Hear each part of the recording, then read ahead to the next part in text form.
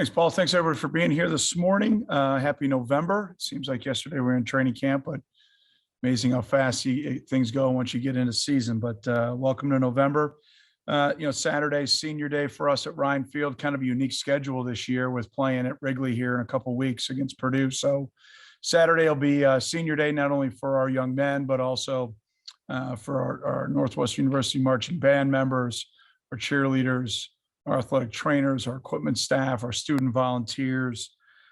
Just really so thankful for their hard work and dedication to our program, even though we got a number of regular season games left. A kind of unique deal. So we'll celebrate our seniors pregame and look forward to doing that. Very thankful for all their contributions. Looking back, players of the game, Evan Hull on offense, again, over 100 yards, and thought played another solid, borderline spectacular game. He's really coming on. Chris Bergen was very active on defense and defense player of the game. And Pete Snodgrass, our long snapper, really proud of Pete. Has been patient, earned his role and having a great senior year. Defensive big playmaker was Coco Azuma. The way he's playing right now is probably one of our better players on our team from a consistency standpoint. Really proud of Coco, doing a great job. And Jack Kennedy, Aiden Hubbard, and Joe DeHaan were our offense, defense, and special teams players of the week. So excited for the opportunity this weekend under the lights. Should be a huge challenge against the Hawkeyes. A team that a couple weeks ago was ranked number 2 in the country, and has had a couple of tough defeats. But Kirk's DNA is all over this group. Physical on both sides of the line of scrimmage. Really love their linebacker play. Secondary is leading the country, I believe, still, but definitely the conference in interceptions.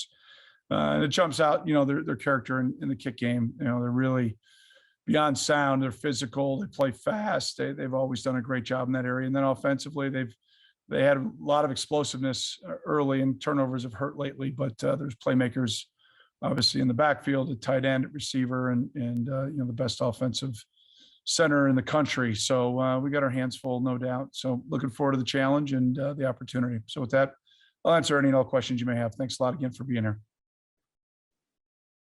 A reminder, if you have a question, you can message this account, Athletic Communications, in the chat, and we will add you to the queue. First question for Austin Siegel. Coach, you mentioned kind of the earlier senior day this year. How do you even begin to define the impact of the senior class? Well, Austin, multiple Big Ten West championships, multiple bowl championships. That's the football side, right? I mean, I think more importantly, the challenges that we've been through over the last couple of years. I think this group has been outstanding in their character, their leadership, their commitment to making our team, our program, our athletic department, our community better. And, they've made me better, and I'm really thankful. I mean, they're just great guys. They're great families.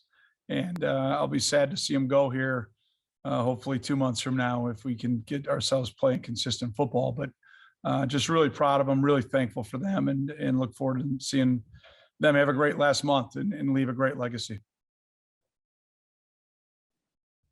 Patrick Andres. Hey, Coach. So between Chris Bergen's play on the field against Minnesota after the game, we heard him talk about how he gave up all his individual feats to win. How have you seen him grow as a leader this year, as a senior leader for this defense? Well, Patrick, it's not just this year. It's really been throughout his starting career, a guy that's relentless in his work ethic, a guy that really does you got to be a pro at this level, taking care of your body. And he does an unbelievable job at that. And then, the unrequired work, he's a guy, we're only to do 20 hours a week, with the guys. And so it takes a lot of unrequired work, that voluntary time.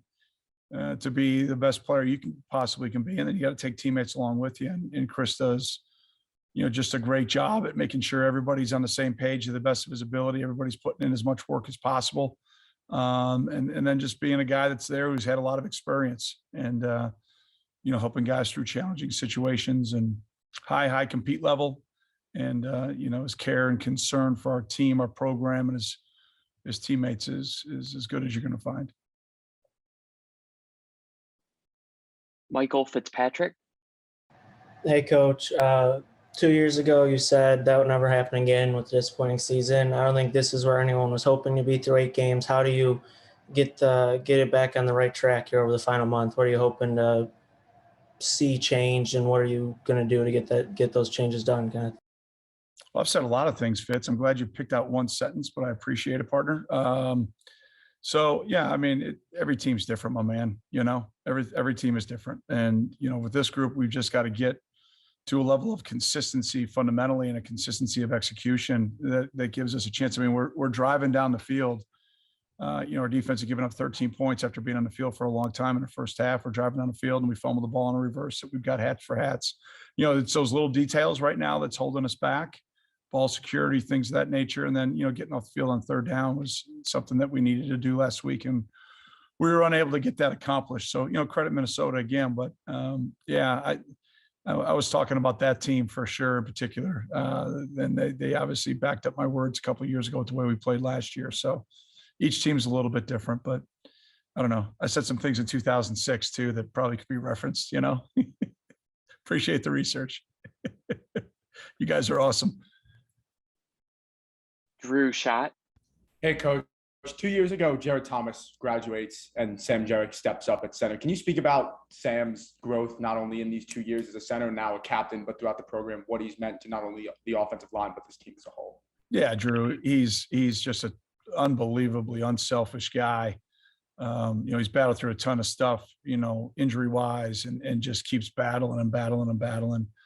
I think he's got a really calming force, I should say, up front. He's got, he's an extension of Kurt Anderson. He knows our schematics and our calls, and same thing with Jake. He just understands what we're trying to get accomplished on each run play, and same thing with our protections. And he's just been so steady, so consistent. I think you're going to talk to Peter next. He'll probably be able to give you even more insight because he's out there in the arena with them, not only on Saturdays, but also at practice. But Sam's just been relentless in his work ethic. And he's just been, he's one of those guys that I can point to that's been really consistent, not only this year, but throughout his whole career.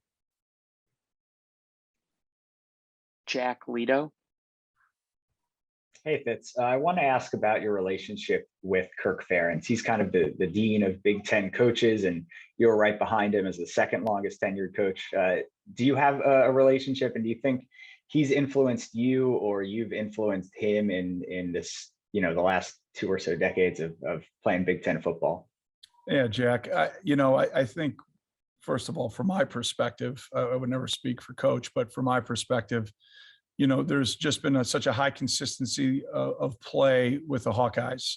They've got a brand and a style that shows up in all three phases. And there's just a year in and year out consistency to it that, you go back to when Robert Gallery was putting Tim McGargle in the front row at Kinnick Stadium, running outside zone. I mean, you change the names on the back of the jersey. And, I just think just fundamentally in the way that they play team football is really what Kirk's programs have always been about. So it's always been a high level of respect here from us, towards the Hawkeyes. And, then I just think their fans are so well educated in the game. And I think there's a love affair there in the state with the Hawkeyes that, is special and second to none in college football. So I think, his footprints in Iowa Hawkeye, it's legendary. And same thing in the Big Ten Conference. And so has he influence? I think he's influenced everybody in our league. I think the style of football, the way that they go about how they do things, they've always been, you go recruiting, you compete against them. It's always first class. It's always the right way. And there's a high level of respect that we have, for coaching, and then obviously the program. Scott Docterman.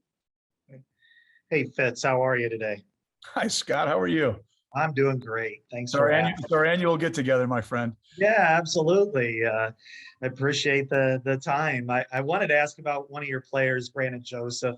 Last year, he was, backing up two, outstanding linebackers and playing alongside a first-round draft pick, and kind of benefited from that to get all those interceptions. But this year, he seems to be playing as or even more consistent, despite not getting all those numbers. In what ways have you seen him grow? And he just he looks to me like he's even more physical than he was last year. Am I wrong in that assessment? Yeah, Scott, again, great to see you. I think Brandon's just coming into his own. It's a little bit different when you've got an established senior in JR Pace that was next to him in the back half, kind of being the voice back there. And now, even though Bijo's in his second stint as a player, he's been thrust into that role with Coco. And, I think as we had, change in coordinator and some verbiage change, it was a little challenging for everybody in our defense initially, but you've seen them kind of settle in. Maybe that doesn't always show up in the stat line, but I think we're definitely improving and getting better on that side of the ball. And I couldn't be more excited about the future, but I think Brandon's just got an unbelievable knack for the ball. He's got incredible ball skills. I think fundamentally he's just getting better and better each week.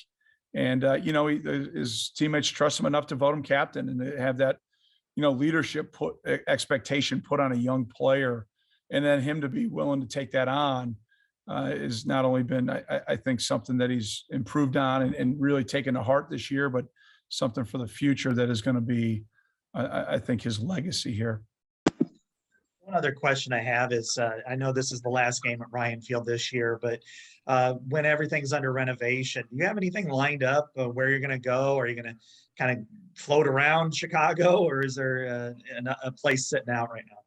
Yeah, well, I'm going to worry about winning, try to find a way to prepare our guys to win this game right now, Scotty.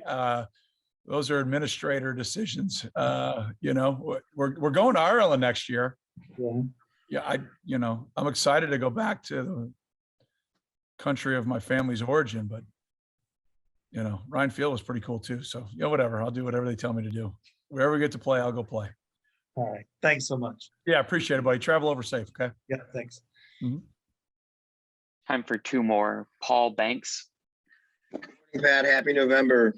Paul, was that a cat behind you that I just saw? It was. That's Otis. I thought he was gonna join us and maybe ask a question on this, but now he went away and did his own thing, unfortunately. Is that after Otis Wilson? It is, yeah. Yeah. Mama's boy Otis, number 55. One of a kind. The babies all, the ladies all love me for my body and my mind. I can go the whole day if you like. Yeah, I don't know if the rest of the people on here would enjoy us doing the Super Bowl shuffle, but I definitely. Yeah, what do you need, buddy? So you got very run first kind of team last week, grounded pounds, another one coming up, the 3 yards, cloud of dust. Is this kind of the most you've ever seen this league kind of really embrace that? Well, at least the Big Ten West. Seems like the Big Ten West has the very, run first kind of mentality this year.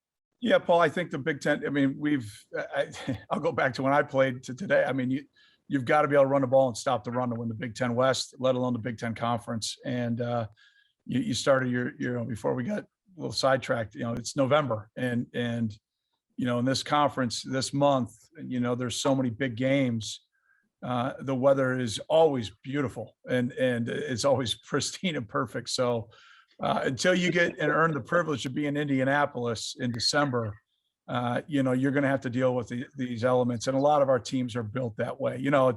They're different on how they try to do it. I mean, but nonetheless, I think, everybody on this side wants to establish the run game and control the line of scrimmage. And typically he who is able to do that wins the game. And we've been on the short end, obviously, this year from a consistency standpoint, but I have firm belief and confidence we'll continue to get better there and have that continue to be a big part of what we do, because it opens up your movement passes, your play action, your availability to get it down the field. Nobody's been better than that over the last 20 years. Nobody's been better than the Hawkeyes. I mean, their ability to make explosive plays down the field. It's really talented wideouts and tight ends, speaks for itself. Thanks, Pat. And I'm sure Otis will love it when you say "Go Cats" at the end of this. Last question, Drew. Hey, Coach. Linking to the earlier question about the secondary, last year, obviously Northwestern are one of the best in the Big Ten. This year, Iowa currently leads the conference in interceptions. What have you seen from the Hawkeyes secondary, and also linking to your own? Obviously, the secondaries you've talked about as a focal point of improvement throughout the season. Where do you think the unit can go throughout the last part of the season? Yeah, Drew, sorry to distract you from your question with Paul and I earlier. I apologize for that. No worries. Yeah, okay. But no, at any rate, yeah, their secondary is outstanding. They play. It doesn't matter what you call it, coverage wise, but their base has always been with Coach Parker quarter, half, and then they got their variables off of it. And they'll close the middle with their pressures and do a really good job disguising everything. And, they've had a bunch of, high level talented DBs there throughout my time here competing against the Hawkeyes and guys that have gone on to have great NFL careers. And they're just really consistent. When you pop on the tape and you hit pause kind of when route combinations progress, they've got great spacing and great communication and know what they're going to get based on what they do. So, they're really, really well coached. They're really talented and they play really sound and smart defense and got great eyes. They get great breaks on the ball. They get a lot of tips from their front and their LBs because they contest things at the second level, and their D line does a great job getting their hands up. They got great length up there. So, it's kind of just total complete team defense. And then, from our standpoint, we just got to keep getting better. I thought, we played one of our better games. We had some critical errors on Saturday that led to some big plays, but we also made some big plays in the back half. And we were right there and really there was multiple 50-50 opportunities that we were just 1.5 yard away, from really flipping the script a little bit there on Saturday. So we're close. These guys are going to continue to battle. I love them dearly. And I know how focused they are to get back to work here tomorrow. And I know how they're looking forward to honoring our seniors here for the last time in Ryan Field. So to all of our great Wildcat fans out there, go Cats, and to Otis, go Cats. Thanks.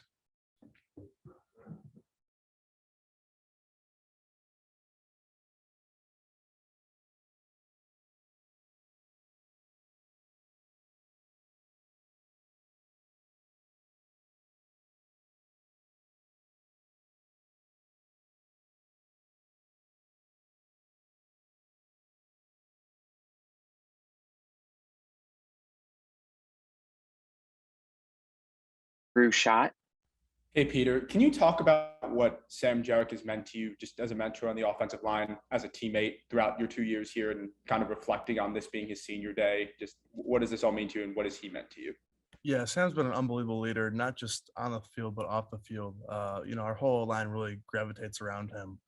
And he's really become a close friend of mine, and just a real pleasure to be around, just in the locker room, on the field, off the field, wherever it is. We're really lucky to have Sam, and especially on the field. That he's so smart. Obviously, everyone knows what he's done as MCAT and in school and stuff like that. But it's just nice to have him and get a tough look or something like that. It's like, thank God we have Sam there to make the right call, get us right, because he's always on the right page. So just a real pleasure to play with him on the field and be around him off the field. It's been awesome.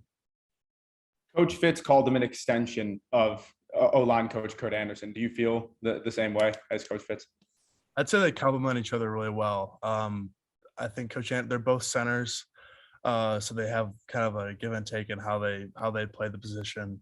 But I think I wouldn't say they're very like the same person, but they complement each other really well with how they act and how they think. It's interesting to see both those minds at work because they're both really smart guys and both really educated in the game.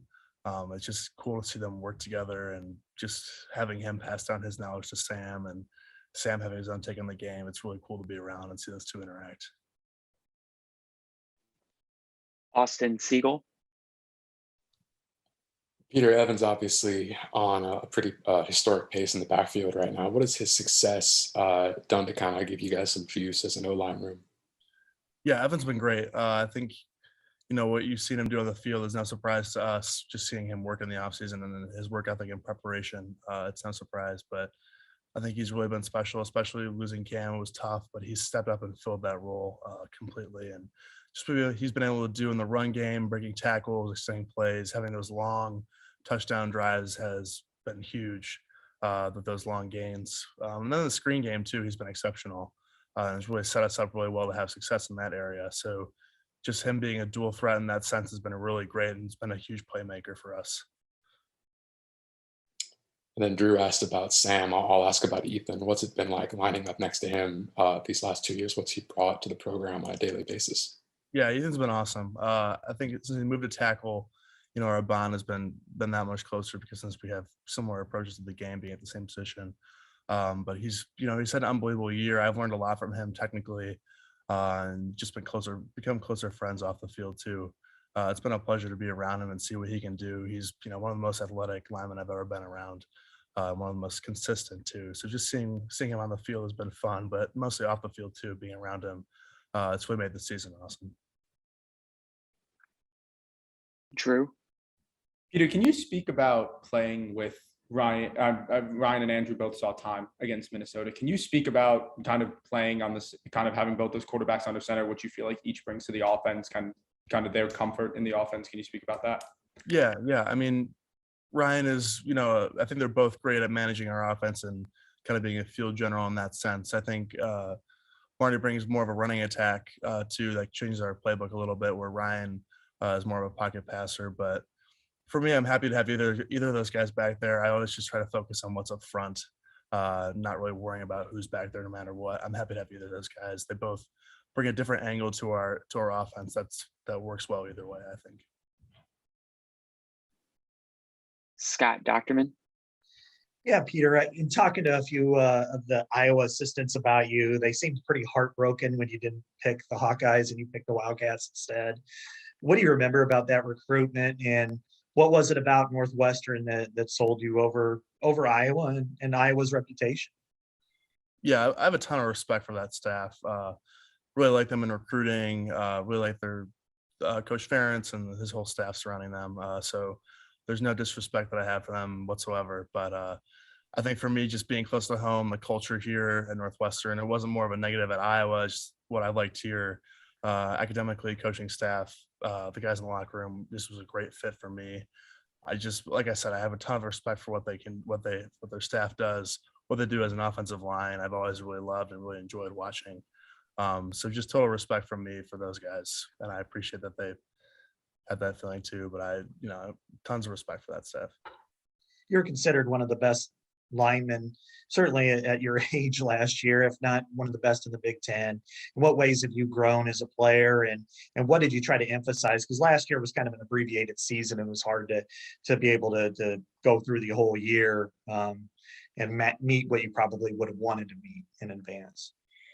Yeah, I think it starts with the kind of the physical stuff in terms of like strength and explosiveness and speed and quickness that you work on in the off season. And then I think I've just kind of honed in on more of our techniques that we're taught here, that Coach Anderson teaches, that I never really got a chance to work on and learn last year. So I think I've kind of come into my own in terms of learning those things and honing them down, and got a long way to go, I think. But just getting those right and becoming more of a technically sound offensive lineman, I think, has been a bigger thing instead of just kind of surviving. But yeah, just working on that stuff. Thank you so much. Awesome. Thanks, Peter. Thank you.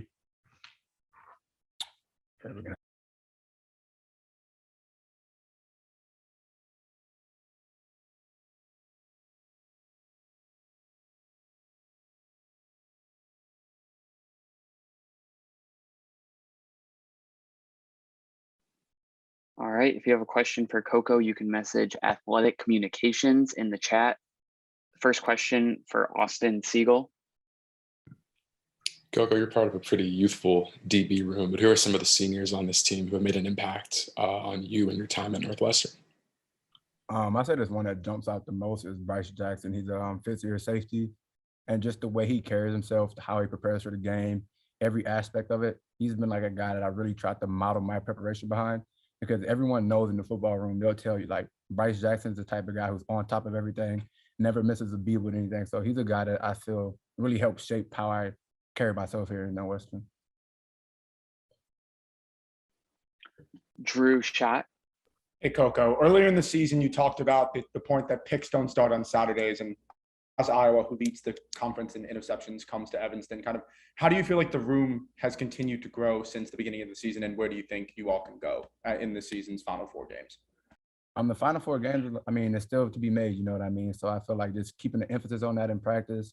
And one thing is starting to show up more and more, just running to the ball, being around the ball, good things happen.